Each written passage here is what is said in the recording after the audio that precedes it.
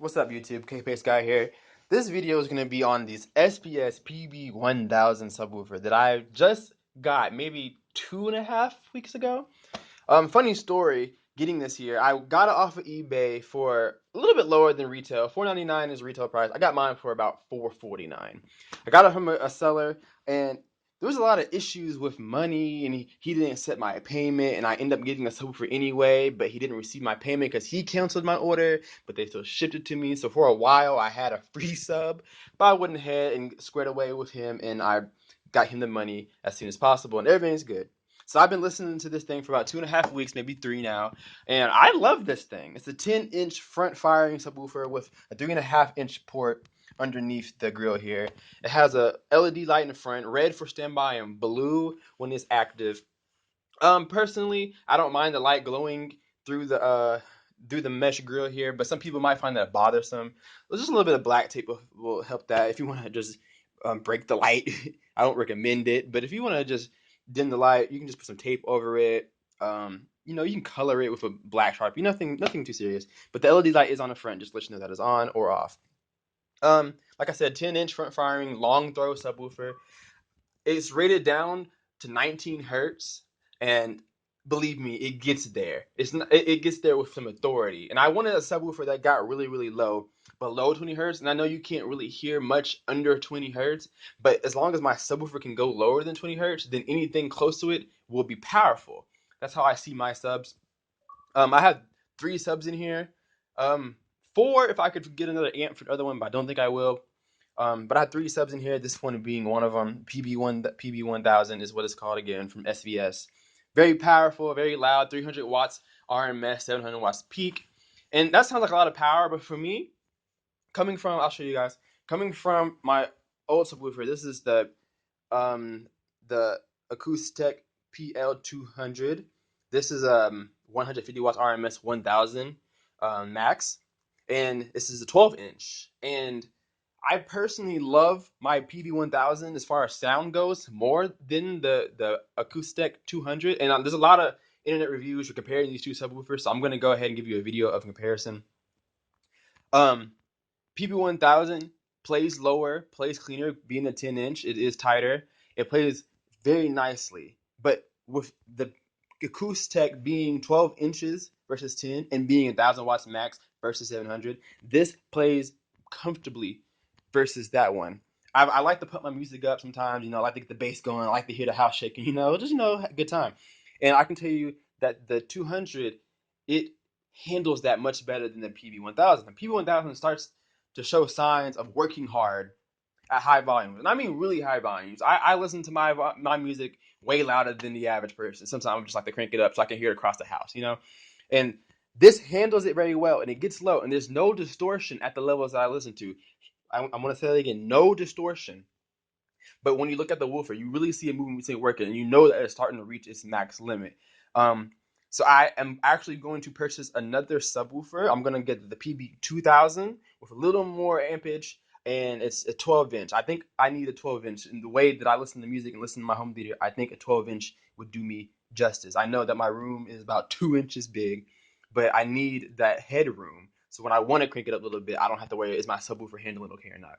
So the PB-1000 is superior to the PL200 from Kpaceguy. The only reason why I love this Kpaceguy is because it handles what I give it much better. I don't have to crank the volume past, not even, let's see, let's on a clock. If the volume is completely down at 7 o'clock, I can tune it to about 8 or 8.5, and I'm getting some serious sound out of it. Over here on the 1000, I have to tune it up halfway, a little bit more, to get it to match what that does. But this sounds so much better. And again, this is just my taste. I like to listen to music loud, so I do push my subwoofers pretty hard. This can handle more than the average customer's taste in music and home theater. It does it. It does it all. I listen to a lot of R&B, gospel music, and hip hop. So a lot of drums, a lot of real low subwoofer notes that you hear in people's cars. I like to listen to that in my house. So don't get me wrong, this subwoofer is fantastic, and I want another one. I want to upgrade to the 2000 over the 1000 just for the extra power. Matching these speakers together has been difficult, being that plays louder, but the SVS plays lower. It's very hard to match it, but it's possible. I've done it. Um, it took me about a week or so to get it to really sound like it's one subwoofer or sound like they're the same brand. And it's possible. You just got to keep tweaking. You got to keep turning the knobs. Thing about the SVS, let me tell you some specs about it since this is the video. This is what the video is for. It does have a phase knob where you can switch it from 0 to 80 or 180, excuse me. But most subwoofers have the switch where you can either have it on 0 or 180. The SVS allows you to go from 0 to 180 by increments. So if you want to really fine tune it, this allows you to do it. It does have Lfe Jack and does have left and right for people who are still using receivers that don't support the Lfe Jack, or if you're still using an auto receiver. It does have where you can do line level inputs, get speaker wire and put it from your receiver on your front left, front right, put it through here, and then have your speakers hooked to here as well. You can do that. I don't recommend it with the subwoofer because this is more for the high-end listener. But this subwoofer is amazing. It does exactly what I wanted to do. Just want some more power. That's all I want. It sounds great. It gets loud. I just want it to breathe a little bit easier. This subwoofer, by all means, get it. If you really want something that's going to blast you away without really working hard, this is it.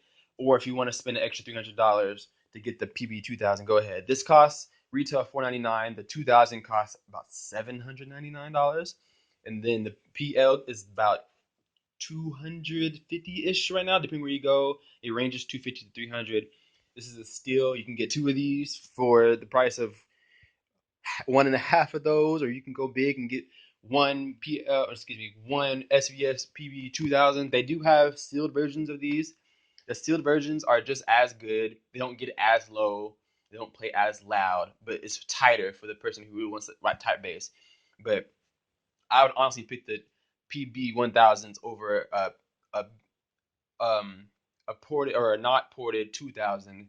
If you guys want to look on their website, you'll see there are different levels of speakers. There is a ported and non-ported version of the 1000, and there's a ported and a no ported version of the 2000. And I would get the PB-1000 over the BP-2000 just because you're spending more money for the 2000, but it doesn't get as low, or it kind of does the same thing as the 10-inch does. So this is my new subwoofer. I love it to death.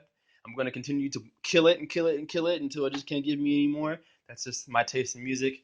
I have it paired up with the Kpaceguy down here. I also have in the cabinet here, I also have a I have their BIC America down here, the 12-inch F12 down there. That was my first subwoofer before I upgraded to that, and then upgraded to that. So if you haven't checked out the video about my Avery receiver, it's the Pioneer SC81 video. Just type in Kpaceguy Pioneer, Kpaceguy period, you'll get it, or SC81 Kpaceguy, and I'll have a review down there about my brand new Elite receiver. There is a video. I know you guys see these in the picture. Maybe you're wondering what these are. There's a video out there for that, so go check out this video right here for my Fluences. These are their new signature series. There'll be a video on that coming up really soon, so check that out. It should be up there by the time you're done watching this video. And then there will be a tour video of my entire home theater setup. There's a lot of new things here, so stay tuned, okay? Kpaceguy out.